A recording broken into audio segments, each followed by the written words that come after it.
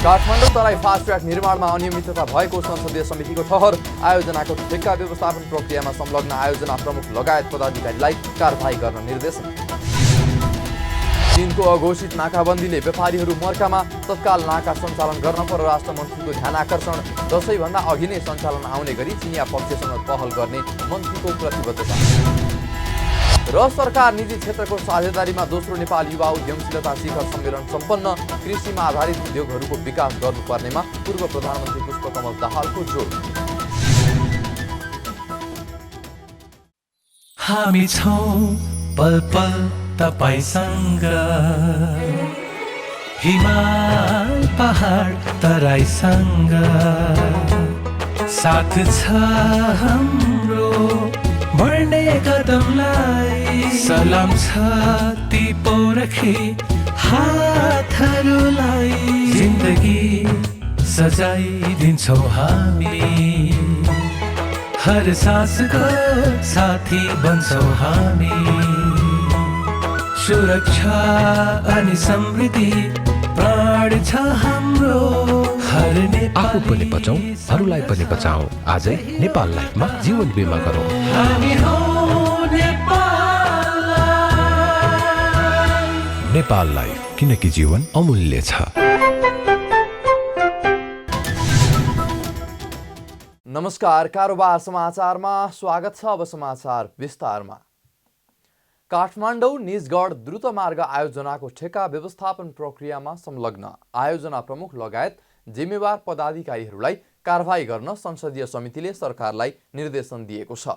प्रतिनिधि सभा अन्तर्गतको विकास तथा प्रविधि समितिको आइतबार सिंहदरबारमा बसेको बैठकले उक्त आयोजनाको ठेक्का सम्झौता सम्बन्धी छानबिन समितिको प्रतिवेदनलाई आधार मानेर ठेक्का व्यवस्थापन प्रक्रियामा संलग्न आयोजना प्रमुख लगायतका जिम्मेवार पदाधिकारीहरूलाई कारबाही गर्न निर्देशन दिएको हो। सार्वजनिक खरिद ऐन अनुसार ठेक्का प्रक्रियाको काम अघि नबढेकाले सम्बन्धित पदाधिकारीहरूलाई कारबाही गर्न प्रधानमन्त्री तथा मन्त्री परिषदको कार्यालय र रक्षा मन्त्रालयलाई निर्देशन गरिएको समितिकी सभापति कल्याणी कुमारी खड्काले जानकारी दिनुभयो। समितिबाट पनि आयोजनाका ठेक्का प्रक्रियाहरूमा कानुन बमोजिम सम्पन्न गर्न पटक पटक निर्देशन गरिसकेको सन्दर्भमा निर्दिष्ट कानुन विपरीत ठेक्का व्यवस्थापनको कार्यमा संलग्न आयोजना प्रमुख लगायत जिम्मेवार पदाधिकारीलाई कानुन बमोजिम कारबाहीको प्रक्रिया अगाडि बढाउन र आगामी दिनमा यस्ता कमी कमजोरीहरू नदोहोरिने गरी आयोजनाको काम अगाडि बढाउन समिति नेपाल सरकार, प्रधानमन्त्री तथा मन्त्री परिषदको कार्यालय र रक्षा मन्त्रालयलाई निर्देश गर्दछ।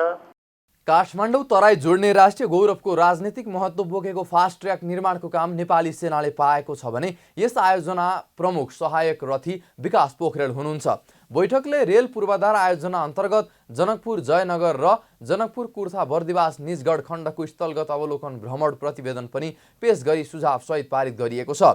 समितिकी सभापति खड्का नेतृत्वको संसदीय भ्रमण टोलीले यही भदौ 5, 6 र 7 गते स्थलगत अवलोकन गरी तयार पारिएको प्रतिवेदनमा रेल सञ्चालनका लागि आवश्यक जनशक्ति एवं यसको सुरक्षाका लागि खटिने सुरक्षाकर्मीहरूको दीर्घकालीन रूपमा व्यवस्थापन गर्ने स्पष्ट कार्ययोजना तत्काल अघि बढाउन सरकारलाई भनिएको छ। त्यसैगरी रेल सेवा चुस्त दुरुस्त राख्नका लागि आफ्नै वासिङ सेन्टर, वर्कसप र फ्युल सेन्टर स्थापना गर्ने कार्य उच्च प्राथमिकताका साथ अगाडि बढाउन पनि सरकारलाई निर्देशन गरिएको छ। प्रतिवेदनले दिएको सुझावको आधारमा रेल पूर्वाधार आयोजना अन्तर्गत जनकपुर जयनगर र जनकपुर कुर्था बर्दिवास निजगढ स्थलगत अवलोकन भ्रमणको मस्यौदा प्रतिवेदन पेश गरी बैठकले सुझाव सहित पास गर्ने निर्णय गरेको समितिकी सभापति खड्काले बताउनुभयो। रेल पूर्वाधार आयोजना अन्तर्गत जनकपुर जयनगर र जनकपुर कुर्था बर्दिवास निजगढ खण्डको स्थलगत अवलोकन भ्रमणको मस्यौदा प्रतिवेदन पेश गरी सुझाव सहित पारित गर्ने निर्णय गरियो। यस्तै बैठकमा नेपाल मिडिया काउन्सिल सम्बन्धी कानुनलाई संशोधन र एकीकरण गर्न बनेको विधेयक पनि पेश गरिएको थियो। यसअघि बैठकमा समितिका सदस्यहरूले रेल सेवा सञ्चालनका लागि आवश्यक पूर्वाधार निर्माण कार्यलाई तत्काल अघि बढाउन सरकारलाई आग्रह गरेका थिए। बैठकमा सांसद यज्ञराज सुनवारले रेल सेवा सञ्चालनको कामलाई अघि बढाउँदा त्यसले दिने प्रतिफललाई ध्यानमा राखेर मात्रै अघि बढाउन उपयुक्त हुने सुझाव दिनुभएको थियो। हाम्रो रेल विभाग पनि कतै त्यस्तो हुन्छ कि भन्ने कुरातर्फ अहिले नैदेखि ध्यान दिएर तदनुकूल जनशक्ति, तदनुकूल तयारीको सन्दर्भमा समितिले निर्देशन गर्नुपर्दछ। जे कामहरू अगाडि बढिरहेका छन् त्यसलाई प्रभावकारी ढङ्गले अगाडि बढाउनु पर्दछ र यो चाहिँ रेलको चालक चाहिँ वा त्यहाँ चाहिने आवश्यक जनशक्ति चाहिँ इन्डियाबाट ल्याउनु पर्ने कुराको तत्काल अन्त्य गर्दै नेपालीहरूले नै रोजगारी पाउने त्यो खालको चाहिँ दक्ष जनशक्ति उत्पादनमा ध्यान दिनका लागि सम्बन्धित मन्त्रालय र विभागलाई हामीले निर्देशन दिनुपर्दछ। सांसद सुनुवारले नेपाल वायु सेवा निगम जस्तो जहिल्यै घाटामा जाने गरी सरकारले कुनै पनि आयोजना अघि बढाउन नहुने पटक पटक दोहोर्याउनु भयो। सरकारले धोबी खोला कोरिडोरको कपन बुढा नीलकण्ठ डुबान नियन्त्रणको काम छुट्टै आयोजना मार्फत अगाडि बढाउने तयारी गरेको छ। आइतबार प्रस्तावित धोबी खोला कोरिडोरको कपन बुढा नीलकण्ठ डुबान नियन्त्रण आयोजना सम्बन्धित अन्तर्क्रियामा शहरी विकास मन्त्री मेटमणि चौधरीले कोरिडोरलाई फरक आयोजना बनाएर अगाडि बढाउने तयारी गरेको जानकारी दिनुभएको हो। उहाँले उक्त प्रस्ताव अब बस्ने मन्त्री परिषदको बैठकले पास गर्ने विश्वास समेत व्यक्त गर्नुभयो। बुढा नीलकण्ठ नगरपालिका कपन क्षेत्रको डुबानले स्थानीय नागरिकहरू हरेक वर्ष समस्या भोग्न बाध्य छन्। सरकारले उक्त क्षेत्रमा डुबान नियन्त्रणका लागि भन्दै करोडौं रुपैयाँ खर्च गरे पनि दीर्घकालीन योजना अनुरूप काम हुन सकेको छैन। शहरी विकास मन्त्री चौधरीले कोरिडोरलाई विवादित बनाउने भन्दा पनि समस्या समाधान गर्ने मात्रै कुरा गर्नुपर्ने भन्दै जनतालाई पीडा दिने खालका विषयमा छलफल गर्नु उपयुक्त नहुने बताउनुभयो। डुबान नियन्त्रणको विषयमा सांसद गगन कुमार थापाले विशेष पहल गर्नुपर्ने भन्दै थापाको पहललाई मन्त्रालयले 100% भन्दा बढी सहयोग गर्न प्रतिबद्धता पनि जनाउनुभयो। मन्त्री चौधरी कोरिडोर निर्माण गर्दा स्थानीय जनताहरू विस्थापित हुनु नपर्ने गरी बनाउने प्रतिबद्धता समेत जनाउनुभयो। यसलाई ठुलो एकदम अप्ठ्यारो पोजिसनमा पुग्ने कुरा भन्दा पनि हामी सोलुसनका कुरा मात्रै गरौँ, निकासका कुरा गरौँ, जनतालाई पीडा दिने खालका हाम्रा यहाँ डिस्कसनले, हाम्रो छलफलले, हाम्रो प्रस्तुतिले त्यहाँ वरिपरि बस्ने जनतालाई पीडा दिने खालको छलफल हामी नगरौँ, त्यस्ता बनाइहरू नराखौँ। उहाँहरूले पनि सुरक्षित रहने गरी, सुरक्षित बस्ने गरी यो भट्काउन पर्दैन, हामीलाई भाग्नु पर्दैन, हामी उठीबास हुनु पर्दैन भन्ने साइकोलोजिकली उहाँहरूलाई एक खालको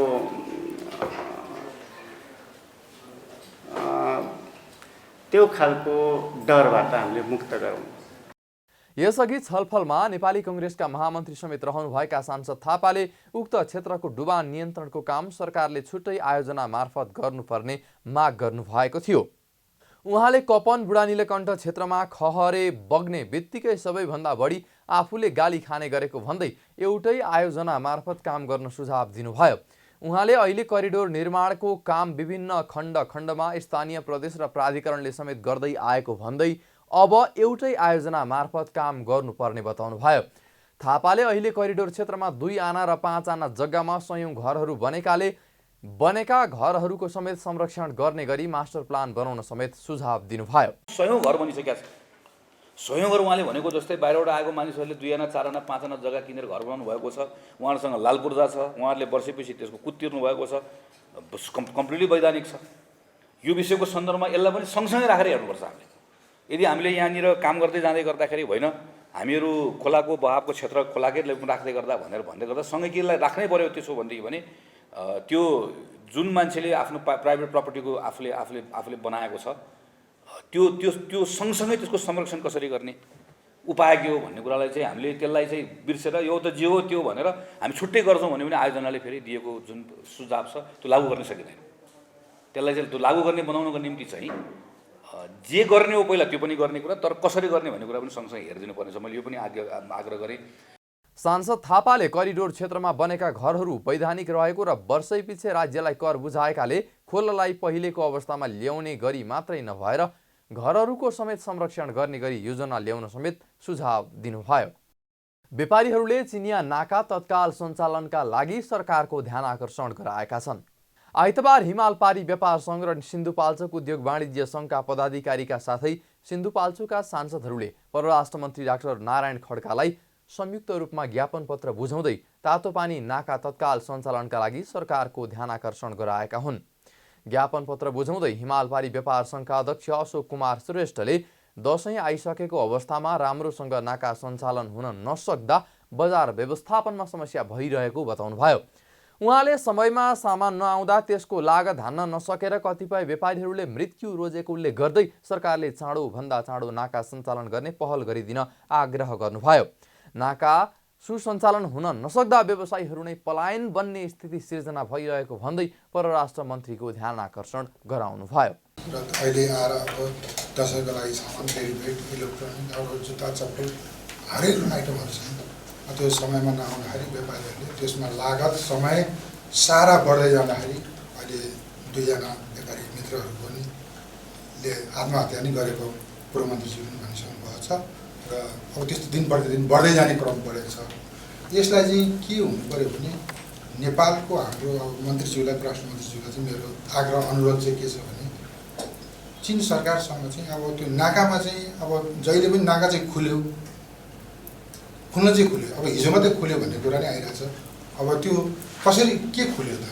अब उहाँहरूले कहिले 5 वटा, कहिले 10 वटा, कहिले 15 वटा यस्तो तरिकाले भन्नु। यो अन्तर्राष्ट्रिय नाका हो। यसलाई चाहिँ विधिवत रूपले हुने गरेर जस्तै 2019 को कोभिड अगाडिको जसरी नै 50औं 100औं जति गाडी आउने पनि जाने पनि वातावरण हुनु पर्यो र मानवहरू पनि आवत जावत हुनु पर्यो।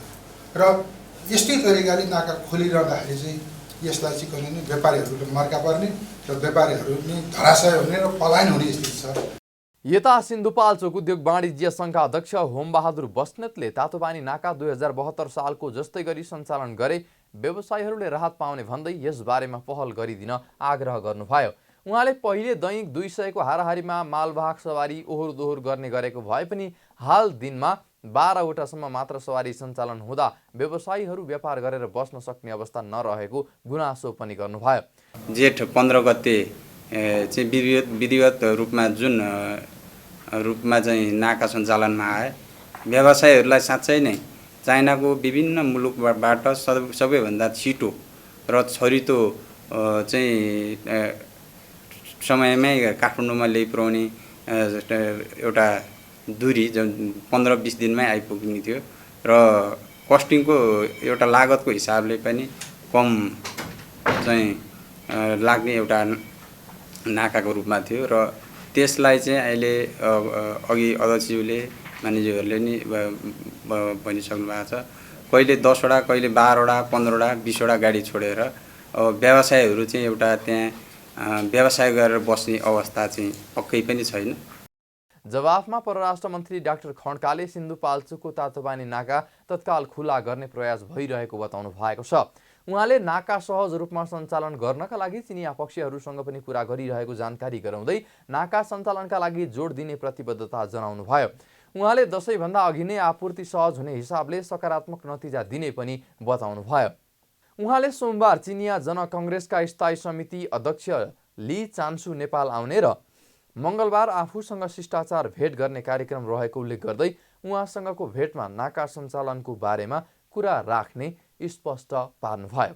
यो दसैँ आइसक्यो, कतिपय वस्तुहरू हामी चाहिँ यो दसैँको खाद्यान्न आदि इत्यादिमा हामी तपाईँको देशमा निर्भर छौँ। त्यसैले एकदमै चाँडो यो चाहिँ यो जुन हामीले आयातको निर्यातको जुन फ्लो छ त्यसलाई खुला गरिदिनु पऱ्यो। जतिसक्दो चाँडो जति आवश्यक छ हामीलाई त्यो ल्याउनुको लागि दिनु पऱ्यो भन्दाखेरि भनि पनि राखेको छु। र फेरि पनि भोलि चिनिया चाहिँ नेसनल पिपुल्स कङ्ग्रेसका भनेको त्यहाँको संसद जस्तै हो, त्यसको सभाध्यक्ष सभामुखज्यू नेपालको 3 दिने भ्रमण आउँदै हुनुहुन्छ। मेरो पर्सि शिष्टाचार भेट गर्ने कुरा पनि छ, कार्यक्रम पनि छ, त्यो बेला पनि म कुरा पाउँछु। र यसलाई म एकदमै तात्विकताका साथ दसैँभन्दा अगाडि दसैँ आइ नै सक्योलाई चाहिँ हाम्रो आपूर्ति सहज हुने हिसाबले एकदमै जोरदार रूपमा पहल गरेर चाहिँ भरसक्कै सकारात्मक नतिजा निकाल्नको लागि म प्रयत्नरत हुनेछु र मलाई आशा छ कि यहाँहरूको माग पुरा गर्नको लागि हामी सक्षम हुनेछौँ। प्रतिनिधि सभाका सभामुख अग्निप्रसाद सापकोटाको निमन्त्रणामा चान्सु सोमबार 4 दिने नेपाल भ्रमणमा आउँदै हुनुहुन्छ। श्रम रोजगार तथा सामाजिक सुरक्षा मन्त्री शेरबहादुर कुँवरले विदेशमा समस्यामा परेका श्रमिकहरूको उद्धारमा सरकार लागि परेको बताउनु भएको छ। आइतबार मन्त्रालयमा श्रमिकसँग श्रम मन्त्री कार्यक्रम अन्तर्गत श्रमिकहरूसँग कुराकानीपछि सञ्चारकर्मी माझ बोल्दै मन्त्री कुँवरले विदेशमा समस्यामा परेका श्रमिकहरूको उद्धारका लागि सरकार लागि परिरहेको बताउनुभयो। उहाँले समस्यामा परेका श्रमिकहरूको अवस्थाको सम्बन्धमा नेपालका राजदूतसँग छलफल गर्ने र सम्बन्धित देशको राजदूतलाई बोलाएर पनि समस्या समाधानका लागि पहल गरिने बताउनुभयो। उहाँले आवश्यकता अनुसार सम्बन्धित देशको सरकारसँग पनि कुराकानी गर्ने बताउनुभयो। अब केही मान्छेहरूको गुनासो के छ भन्दाखेरि हामीले जति तोकेको थियो 1800, 2000 अथवा 1500 पैसा दिन्छु भनेको थियो, त्यो नदिने भए, तलब कम भएको कारणले पनि अब हामी मलेसिया जान्छौँ, मलेसिया जान पाऊँ भन्ने मागहरू पनि आइरहेको छ हैन।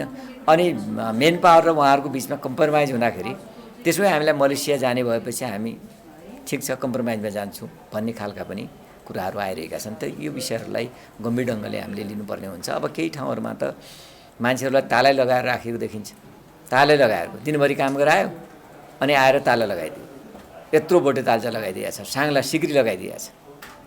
यो अवस्था पनि छ र यो अवस्थामा हामीले एक दिन अब त्यहाँको हाम्रो श्रम सहचारी, त्यहाँका काउन्सिलरहरू, त्यहाँका राजदूतहरूसँग पनि हामी यो विषयमा छलफल गर्छौँ। हाम्रा मजदुरहरूले जहाँ दुःख पाएका छन् उहाँहरू जानुभएको छ कि छैन, उहाँहरूलाई जाने अनुमति दिएको छ कि छैन। यदि जाने अनुमति दिएको छैन भने त्यहाँको सरकारलाई पनि हामीले सचेत गराउनु पर्यो, सजग गराउनु पर्यो, यहाँ राजदूतलाई बोलाएर पनि कुरा गर्नु पर्यो। मन्त्री कुँवरले विदेशिएका श्रमिकहरूबाट नै देश चलिरहेको भन्दै श्रमिकहरू हेपिएको चेपिएको विषयलाई गम्भीर ढङ्गले कुरा उठाउनु पर्ने समेत बताउनुभयो। उहाँले श्रमिकको समस्यालाई ठुलो हेरेर मात्र सरकार नबस्ने पनि स्पष्ट पार्नुभयो। हैन, हामी श्रम बेचिरहेका छौँ, यो श्रम भनेको यो श्रमबाट देश चलिरहेको छ, यो श्रमले सबै खाइरहेका छौँ। तर यी श्रमिकहरू जुन हेपिएका छन्, चेपिएका छन्, यो बारेमा गम्भीर ढङ्गले हामीले कुरा उठाउनुपर्छ। हामीले सरकारसँग उठाउने हो कि त्यहाँको राजदूतलाई बोलाएर उठाउने हो कि हैन। पहिला त हामी आफ्नै च्यानलमा कुरा उठाउनु, हाम्रो पनि प्रतिनिधित्व छ नि त, त्यहाँ राजदूतहरू हुनुहुन्छ, उहाँहरूले त्यो विषयलाई हेर्नुभएको छ कि छैन, त्यो विषयको सुनवाई गर्नुभएको छ कि छैन। हाम्रा श्रम सहचारी छन्, काउन्सिलरहरू छन्, उहाँहरूले त्यो विषयलाई सुनवाई गर्नुभएको छ कि छैन। पहिला आफैतिर जाउँ अनि हामीबाट सबै कुराहरू भएको छ, खालि हामीले त्यति गर्दै पनि त्यहाँको सरकारले, त्यहाँका कम्पनीहरूले यदि सुनेको छैन भने त सरकारको तर्फबाट पनि सरकार टु सरकार पनि हामीले छलफल चलाउनु पर्ने हुन्छ। यी गम्भीर विषयलाई त्यत्तिकै टुलटुलो हेरेर बस्नु हुँदैन भन्ने मान्यता छ। मन्त्री कुँवरले विदेशी कम्पनीहरूले नेपाली कामदारलाई बाहिर आउन नदिने भएको अवस्थामा त्यहाँको सरकारसँग कुरा गर्ने प्रतिबद्धता जनाउँदै गल्ती काम गरेका मेन पावरहरूलाई कारबाही गरिने पनि बताउनुभयो। सरकार र निजी क्षेत्रको साझेदारीमा नेपाल युवा उद्यमशीलता शिखर सम्मेलन 2022 को दोस्रो संस्करण भएको छ। नेपाल सरकारको राष्ट्रिय युवा परिषद र निजी क्षेत्रबाट विशाल मिडिया ग्रुपको मूल संयोजनमा आइतबार काठमाडौँमा दोस्रो नेपाल युवा उद्यमशीलता शिखर सम्मेलन 2022 आयोजना भएको हो। सम्मेलनको उद्घाटन पूर्व प्रधानमन्त्री एवं नेकपा माओवादी केन्द्रका अध्यक्ष पुष्पकमल दाहालले गर्नुभयो। युवा उद्यमशीलताका लागि वातावरण बनाउँदै स्टार्टअपहरूको संख्यात्मक र गुणात्मक सहभागिताका लागि आयोजना गरिएको सम्मेलनमा 77 वटै जिल्लाबाट प्रतिनिधित्व रहने गरी उद्यमी बन्न चाहने र उद्यम गरिरहेका 500 भन्दा बढी युवाहरूको सहभागिता रहेको थियो। सम्मेलनको उद्घाटन गर्दै पूर्व प्रधानमन्त्री दाहालले मुलुकको आर्थिक अवस्था बलियो बनाउन कृषिमा आधारित उद्योगहरूको विकास गर्नुपर्नेमा जोड दिनुभएको छ। उहाँले देशको आर्थिक विकासको मुख्य मेरुदण्ड कृषि नै भएको उल्लेख गर्दै कृषिमा गरिने लगानी देशको लागि आवश्यक रहेको बताउनुभयो। पूर्व प्रधानमन्त्री दाहालले कृषिपछि जलविद्युत, पर्यटन, जडीबुटी र खनिजको विकासले पनि देशको अर्थतन्त्रमा टेवा पुग्ने विश्वास समेत व्यक्त गर्नुभयो। देशको लागि, समाजको लागि र हामी सबैको लागि आवश्यक कुरा भनेको कृषि नै हो। कृषिमा आत्मनिर्भर हुने कुरा र कृषिमा आधारित उद्योगहरूको विकास गर्ने कुरा नेपाल र नेपालीहरूको लागि सबैभन्दा महत्त्वपूर्ण कुरा छ। यो हामी सबैको लागि ठुलो चिन्ताको विषय हो। 50-60 वर्ष अगाडि हामी खाद्यान्नमा आत्मनिर्भर थियौँ, हामी सबै चिज निर्यात गर्न सक्ने अवस्थामा थियौँ। अहिले हामी त्यसको उल्टो भयौँ भनेर पवनजीले बडो मार्मिक रूपले राख्नुभयो कुरा। यो हामी सबैको निम्ति चिन्ताको विषय हो। किन यस्तो भइराखेको छ? हामी धेरै पढ्यौँ, लेख्यौँ, धेरै जान्ने सुन्ने पनि भयौँ, तर देशको आर्थिक विकासको स्थितिबाट हेर्दा त्यो अगाडि होइन पछाडि गएको देखिनु हामी सबैको निम्ति एउटा ठुलो चुनौती हो।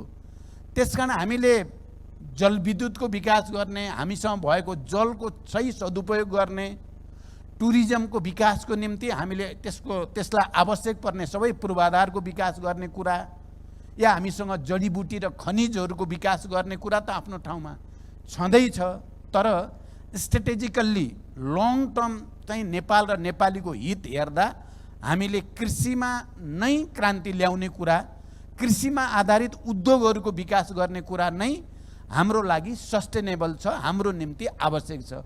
सम्मेलनमा बैंक तथा वित्तीय संस्था परिसङ्घका अध्यक्ष पवन गोल्यानले कृषिजन्य वस्तु उत्पादन गरेर निर्यात गर्ने युवाहरूलाई बैंक मार्फत सहुलियतपूर्ण कर्जा दिने प्रतिबद्धता जनाउनु भएको छ।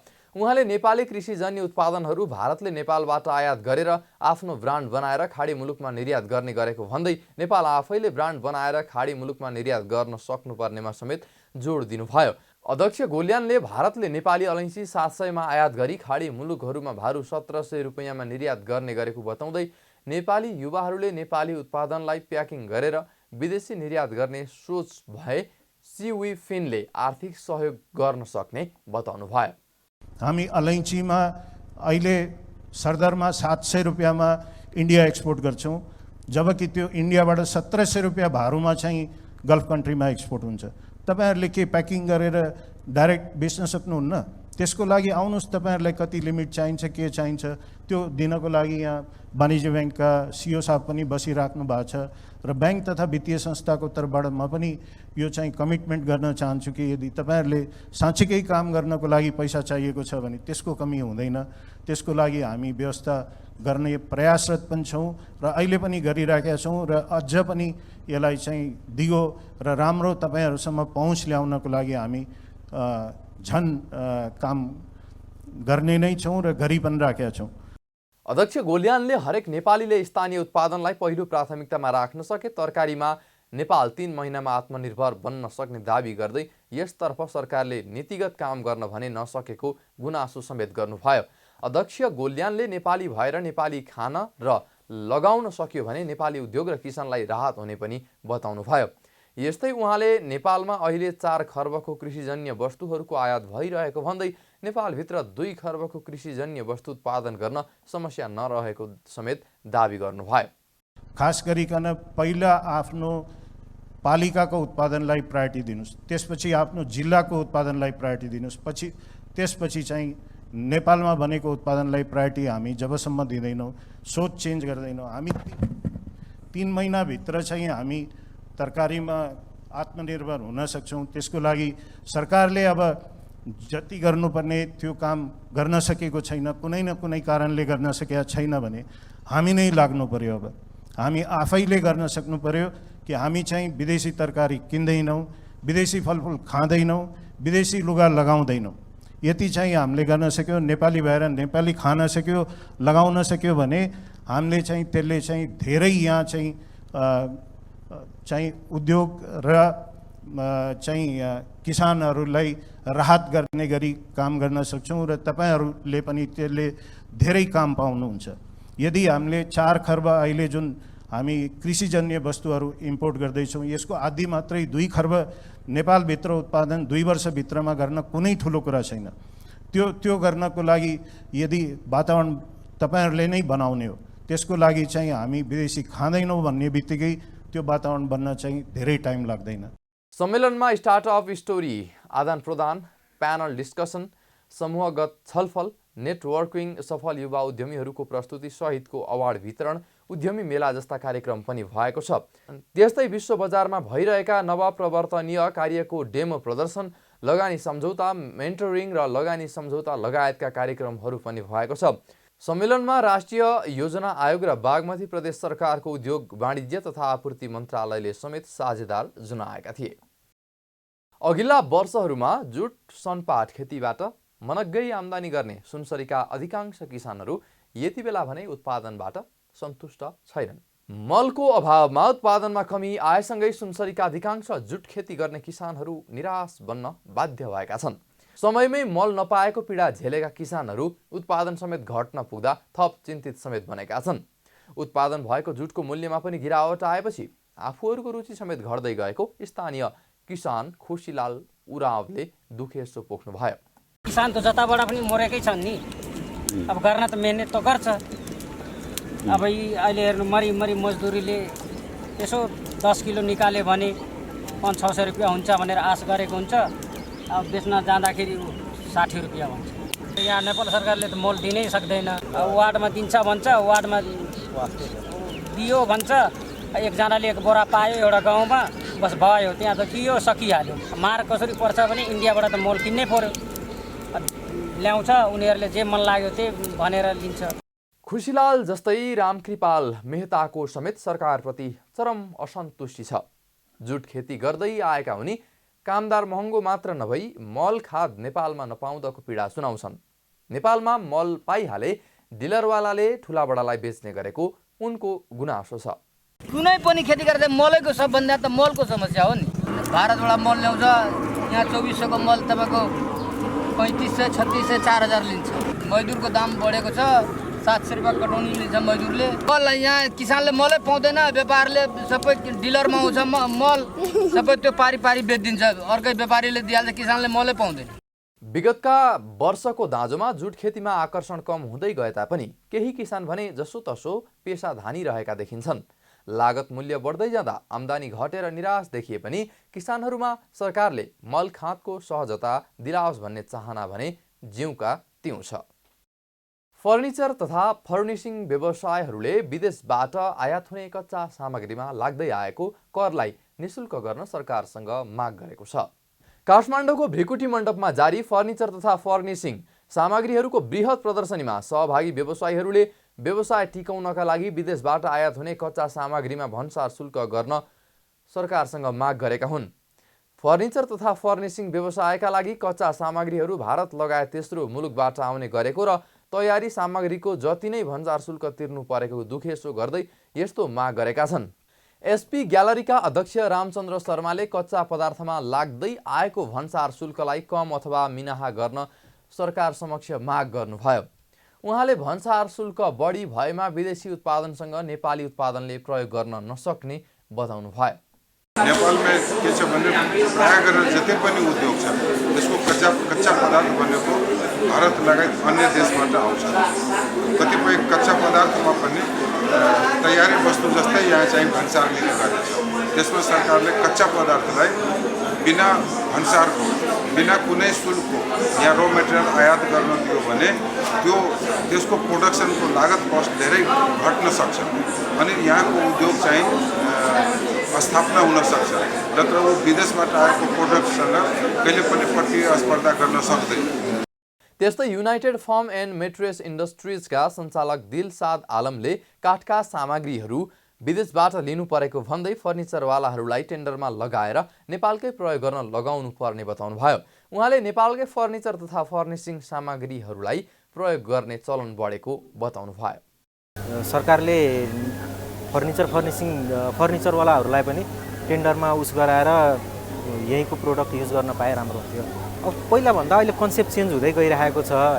मान्छेलाई चाहिँ अब सबै नेपालमै पनि उत्पादन राम्रै भइरहेछ र सामानहरू राम्रै आइरहेको भएर मान्छेले विदेशीलाई भन्दा नि अझै नेपालकै उत्पादक सामानलाई धेरै युज गरिरहेको छन् र हामी उद्योगीहरू व्यवसायहरू जुन हुनुहुन्छ उहाँहरूले पनि सकेसम्म हामीले नेपालकै सामान चाहिँ नेपालमै बनेको सामानहरूलाई युज गरिरहेका छौँ र विदेशीहरू पहिलाभन्दा चाहिँ धेरै घटिसकेको अवस्था छ र त्यसलाई अझै सरकारले केही यस्तो नीतिहरू यस्तो उसहरू केही ल्याइदिनु भयो भने चाहिँ हामीलाई अझै राम्रो हुन्थ्यो, उहाँहरूको अझै ब्रेक हुन्थ्यो।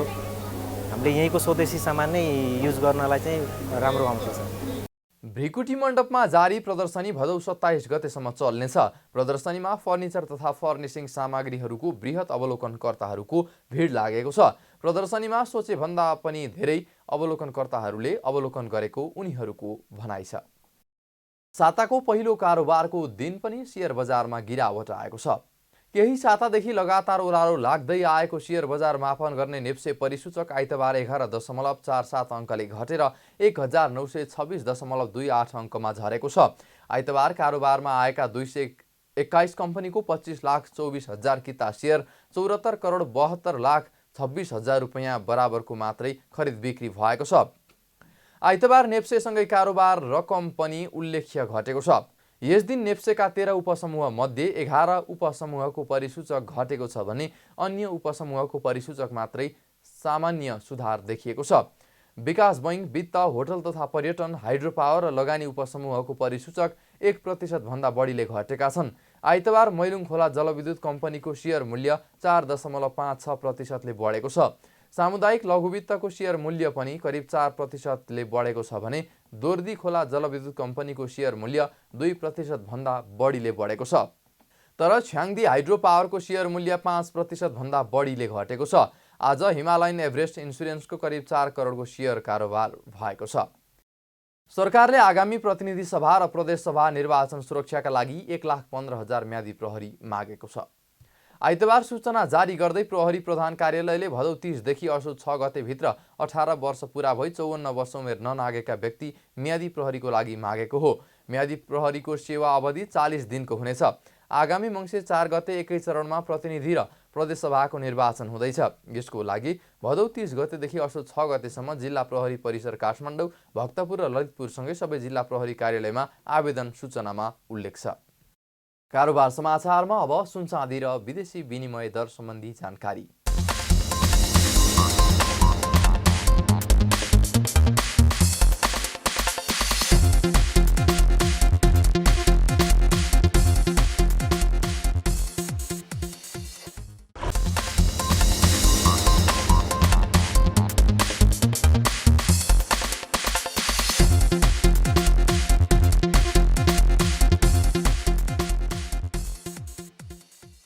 बिदा हुनुअघि अहिलेसम्मका प्रमुख समाचार फेरि एकपटक। काठमाडौँ तराई फास्ट ट्र्याक निर्माणमा अनियमितता भएको संसदीय समितिको ठहर। आयोजनाको ठेक्का व्यवस्थापन प्रक्रियामा संलग्न आयोजना प्रमुख लगायत पदाधिकारीलाई कारबाही गर्न निर्देशन। चीनको अघोषित नाकाबन्दीले व्यापारीहरू मर्कामा, तत्काल नाका सञ्चालन गर्न परराष्ट्र मन्त्रीको ध्यान आकर्षण।